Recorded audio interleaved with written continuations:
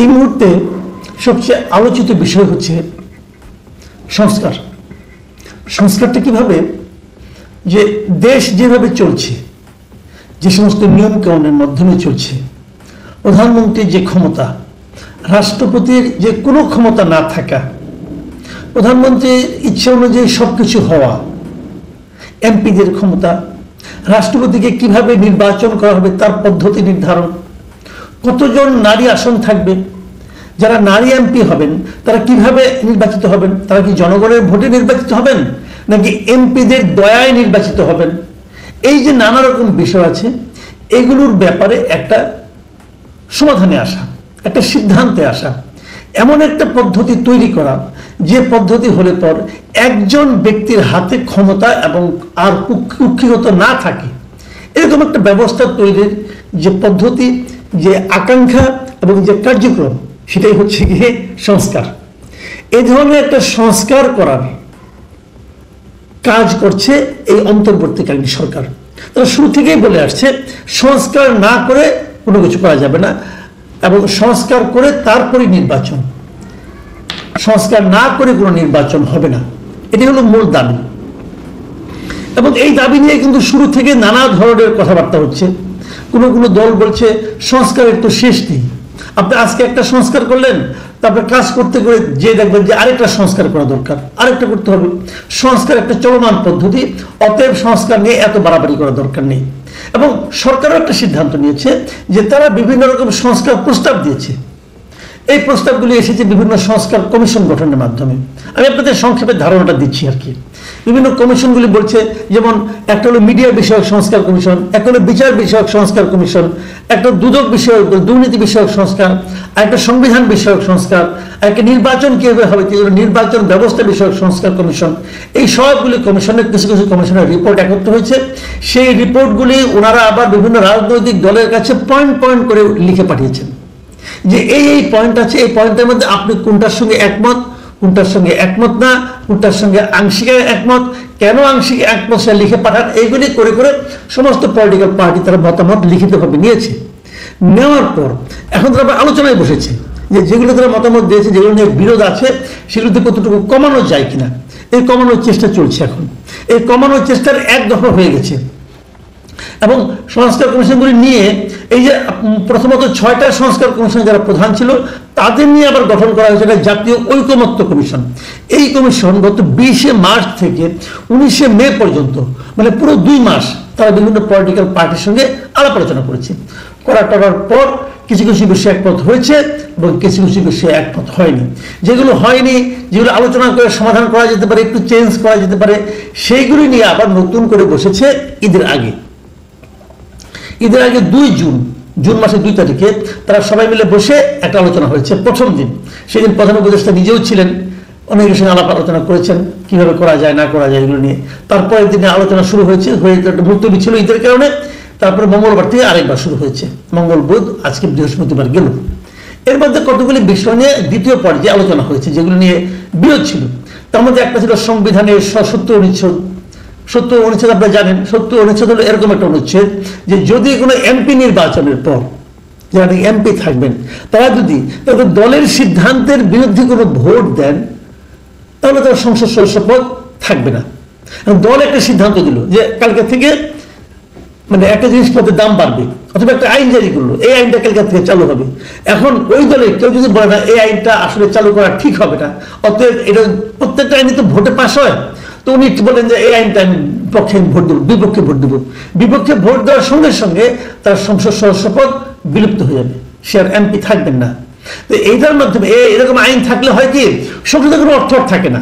মানে ভোটাভুটি যখন হচ্ছে তখন ধরেন যে বিএনপির লোক, তাকে বিএনপির যে সিদ্ধান্ত পক্ষে ভোট দিতে হবে, বাইরে কোনো ভোট দেওয়া যাবে না। এটি ছিল 70 অনুচ্ছেদ। এটা স্বাধীনতার পর থেকে চলে আসছিল। অনেকেই বলছিল এটা থাকা মানে হলো গিয়ে গণতন্ত্র বলতে কিছু থাকলো না, 70 একজন ব্যক্তির ইচ্ছার উপর সব নির্ভর করবে।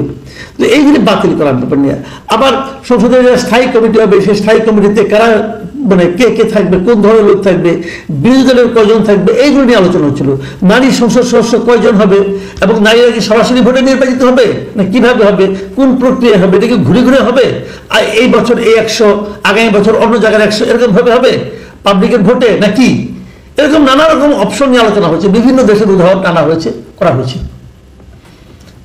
এগুলো শুনলে কিন্তু ভালোই শোনা যায়। আলোচনা হয়েছে প্রেসিডেন্ট নির্বাচন নিয়ে, কিভাবে প্রেসিডেন্ট নির্বাচন করা হবে। এখন যেমন প্রেসিডেন্ট নির্বাচিত হয় কেবলমাত্র সংসদ সদস্যদের ভোটে, প্রস্তাব এসেছে না, এবং যদি সংসদ উচ্চ 2 কক্ষ হয় তাহলে সংসদের উচ্চ কক্ষের সদস্যরা ভোট দিবে। আবার কেউ কেউ বলেছে না, বিভিন্ন সিটি কর্পোরেশনের যারা জনপ্রতিনিধি আছে তারা ভোট দিবে। আবার অনেকে বলেছে না, যারা নাকি ইউনিয়ন পরিষদের মেম্বার চেয়ারম্যান আছে তারাও ভোট দিবে। মানে প্রায় 70-80 হাজার লোকে ভোট দিয়ে একজন প্রেসিডেন্ট বানাবে। এই সবগুলির পক্ষে বিপক্ষে যুক্তি আছে, এই যুক্তিগুলি তারা দিচ্ছে। কিন্তু আমি এগুলি নিয়ে খুঁটিয়ে আলাপে যাচ্ছি না, আমি মোটা দাগে কথাটা বলি। মোটা দাগটা হলো যে গতকালকে আমরা দেখেছি যে কয়েকটা পলিটিক্যাল পার্টি তারা রাগ করে বেরিয়ে গেছে। তারা অভিযোগ করেছে যে এনসিপিকে বেশি গুরুত্ব দেওয়া হচ্ছে, তারা যেটা বলছে সেটা মানা হচ্ছে। আবার কেউ কেউ বলছে যে না, জামাতকেও বেশি গুরুত্ব দেওয়া হচ্ছে, জামাত যেটা বলছে সেটাকে তারা মানছে। তো এই যে মানে জামাত এবং এনসিপিকে বেশি গুরুত্ব দেওয়ার অভিযোগ, এই অভিযোগটাকে একেবারে মিথ্যা না, তাও বোধ হয় না। এটা আবার ধারাবাহিকভাবে প্রকাশ্যে লাইভ দেখানো হচ্ছে কোনো কোনো টিভিতে, বিটিভিতে। আমি একদিন দেখেছি, আমার কাছে এই অভিযোগটা কিন্তু একদম উড়িয়ে দেওয়ার মতো মনে হয়নি। আবার বিএনপিকে দেখছি আমরা, যে বিএনপি ম্যাক্সিমাম ক্ষেত্রে, অনেক ক্ষেত্রে দেখছি বিএনপি কিন্তু যে সমস্ত প্রস্তাব আসছে প্রস্তাবের বিরোধিতা করছে। কারণ বিএনপি বিরোধিতা করা খুব স্বাভাবিক। স্বাভাবিক কেন? বিএনপি যে এখানে যে সংস্কারে যাচ্ছে প্রস্তাবগুলোতে, আমি যেটা বুঝি যে বিএনপি নিজেরই তো 31 দফা রাষ্ট্র সংস্কার প্রস্তাব আছে। তো সেই প্রস্তাবগুলি কিন্তু এই সংস্কার প্রস্তাবের আগেই তারা দিয়ে রেখেছে, আরো কয়েক বছর আগে। তো তারা ওটা নিয়ে অনেক হোমওয়ার্ক করেছে, তারা মাঠ পর্যায়ে লোকজনের সঙ্গে মিশেছে, বসেছে। তো তারা কেন তাদের যে 31 দফা প্রস্তাব সেটাকে বাদ দিয়ে তারা এই সংস্কার আসবে কেন? আসার তো কোনো কারণ নাই রে ভাই। তারা বলবে যে আমাদের প্রস্তাবগুলো আপনারা বিবেচনা করেন আগে। এটাও কিন্তু অন্যায় প্রস্তাব না, যে আমরা তো কিছু প্রস্তাব দিয়ে রেখেছি, সেই প্রস্তাবগুলো আলোকে আপনারা নতুন নতুন প্রস্তাব দিতেন। আবার অনেক পলিটিক্যাল পার্টি এমনও মত থাকতে পারে, তারা ভাবছে যে এই যে সংস্কার প্রস্তাবগুলি আসছে এগুলি কে দিছে, কে তৈরি করছে? কিছু এনজিও, কিছু বুদ্ধিজীবী এবং কিছু বিদেশি ভাড়াটে ব্যক্তি। এখানে যে 6টা কমিশনের মধ্যে আমি তো 3টা কমিশনের নাম বলতেই পারবো, যে 3টা কমিশনের যারা প্রধান তারা বিদেশি নাগরিক। তারা এসে এখানে এনসিপি তারা এসে এখানে এই প্রস্তাব বানাচ্ছে দেশ কিভাবে চলবে। দেশ কিভাবে চলবে বিদেশিরা কেন বলবে ভাই? আমরা বলতে পারি না? আমাদের লোক নাই? যারা আসে তারা কি সব দুধে ধোয়া তুলসী পাতা নাকি? তাদের অতীত এবং বর্তমান সম্পর্কে আমাদের ধারণা আছে না? তারা কি মহামানব একজন? তো বিদেশ থেকে আনতে হবে কেন? এটা নিয়ে ভাই এই সংস্কার কমিশন গঠনের শুরু থেকে আমি বলে আসতেছি। এইটা মাথায় টাথায় নেয় না। তারা মনে করে দেশি লোক ভালো না, এই দেশটিকে যা নাকি এই দেশটাকে ঘৃণা করে চলে গিয়েছিল। শুনেন, একটা লোক যখন বিদেশের নাগরিকত্ব নেয়, কেন নেয়? সে যদি এই দেশটাকে ভালোই বাসত, এটা তার মাতৃভূমি, জন্মভূমি, জন্মভূমি সে ভালোই বাসত, তাহলে তারা যে আমেরিকার নাগরিকত্ব নেওয়ার দরকারটা কি? বুঝুন তবে আমার এটা, তুমি ওখানে থাকো, গ্রিন কার্ড নিচ্ছ, তো তুমি নাগরিকত্ব নিচ্ছ কেন? যখন তুমি নাগরিকত্ব নাও তার মানে কি? তার মানে তুমি নিজের বাড়ির চেয়ে শ্বশুর বাড়ি বেশি পছন্দ করো। মূল ঘটনা হলো এটা ভাই, ঘর জামাই টাইপের। তো সে এসারি আবার নিজের বাড়িতে এসে মাতবাড়ি করতেছে যে তোমরা এভাবে থাকো। ধরুন 6 ভাই, 6 ভাইয়ের মধ্যে 1 ভাই চলে গেছে ঘর জামাই, আরেক জায়গায় থাকে। সে এসে করে যে ঘর বাড়ি ঘর কেমন করে হবে, সে ডিসিশন দেয়। এই ডিসিশন তুমি যখন থাকবে না, এই যে লোকগুলো যারা সংস্কার প্রস্তাবে নিয়ে, যারা বিদেশি নাগরিক এবং যারা বিদেশি গুরুত্বপূর্ণ ব্যক্তিত্ব যারা আছে, তারা যখন এই সংস্কারগুলি করবে, করার পর তারা এখানে থাকবে, তারা তো ওখানে চলে যাবে। তারা যদি বলতো না এই দেশে থাকার জন্য আসছি, আমরা ওই নাগরিকত্ব ত্যাগ করে আসছি, তাহলে আমি বুঝতে পারতাম তারা মহান। তারা ওখানে ত্যাগও করে নাই, তারা ওইটাও রাখছে, এটাও রাখবে। এই সমস্ত ফালতু চলছে আর কি। যাই হোক, তারপরে কিছু একটা হোক, একটা লিখিতভাবে যদি এসে যায়, একটা প্রস্তাব যদি চলে আসে, মন্দ কি? আমার কোনো আপত্তি নেই। কিন্তু যে জিনিসটা হচ্ছে আলোচনা করতে যে আমরা দেখতে পাচ্ছি যে কোনো দলে কিন্তু নির্দেশ অবস্থান থেকে সরছে না। প্রত্যেকের দলের লক্ষ্যটা কি বলেন? প্রত্যেকের দল তাদের যে চিন্তা, তাদের চিন্তার অনুকূলে যে সমস্ত প্রস্তাব থাকবে তারা সেগুলিকে গ্রহণ করবে। যেমন ধরেন বড় পার্টি যেগুলো, যেমন বিএনপি ধরেন, বিএনপি তো আগামীতে ক্ষমতায় যাবে এটা আশা করি। কাজেই ক্ষমতায় গেলে তাদের প্রধানমন্ত্রী হবে, তারা প্রেসিডেন্ট যারা নির্বাচন করবে তারা চাইবে যে সেই প্রেসিডেন্টটা আমার হাতে থাকুক। ধরেন 300 আসনের মধ্যে বিএনপি যদি 200 আসন পায়, তাহলে 200 লোক যারা ভোট দিতে পারবে সেই প্রেসিডেন্ট হবে, তাহলে সেই প্রেসিডেন্টও তো বিএনপি লোক হবে। তাহলে তো কোনো ক্ষমতার ভারসাম্য কিন্তু আর থাকলো না। এই যে বিএনপি কিন্তু তার লাইনে চিন্তা করবে। আবার অন্যান্য দল কি ভাববে? আমি সারা দেশ থেকে যদি আমি ভোটার আনতে পারি, সারা দেশের ইউনিয়ন পরিষদের চেয়ারম্যান, মেম্বার, অথবা পৌরসভা, অথবা মানে সিটি কর্পোরেশন, অথবা উচ্চ কক্ষ, তাহলে কি হবে? একটা দলের প্রাধান্য নাও থাকতে পারে, তারপরে থাকবে মনে করা যায়, তো নাও থাকতে পারে। এই যে নাও থাকতে পারে, এই জায়গাটাকেও বিএনপি ছাড় দিতে চাচ্ছে না। বিএনপির হিসেবে সব আমার দখলেই থাকবে। তাহলে কি হলো, আগে যেরকম আওয়ামী লীগ যা চাইতো বিএনপি ওটাই চায়, বেসিক্যালি ওরকম নিজের নিয়ন্ত্রণটা রাখতে চায়। আরেকটা প্রস্তাব আছে জাতীয় সাংবিধানিক কাউন্সিল বা এনসিসি, এটা হলো বিভিন্ন গুরুত্বপূর্ণ পদগুলিতে নিয়োগ কিভাবে হবে, এরকম একটা জাতীয় সাংবিধানিক কাউন্সিল করবে, এটা সবার উপরে থাকবে। এটার ব্যাপারে কিন্তু বিএনপির আপত্তি। বিএনপি বলছে এটা হলে পরে আমাদের মানে দলের মানে যে দল ক্ষমতায় থাকবে তাদের জায়গায় কাজ করতে অসুবিধা হবে, নানা রকম যুক্তি আছে। আমিও তো ডিটেলে যাচ্ছি না, ডিটেলে গেলে এই প্রত্যেকটা নিয়ে একটা আলাদা এপিসোড করা যেতে পারে। কিন্তু মূল ঘটনাটা কি?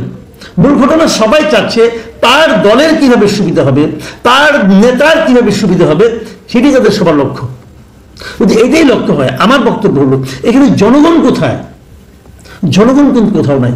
কিসে জনগণের ভালো হবে, কিসে জনগণের কর্তৃত্বটা থাকবে রাষ্ট্র পরিচালনার ক্ষেত্রে, সেটা নিয়ে কোনো আলোচনা নাই।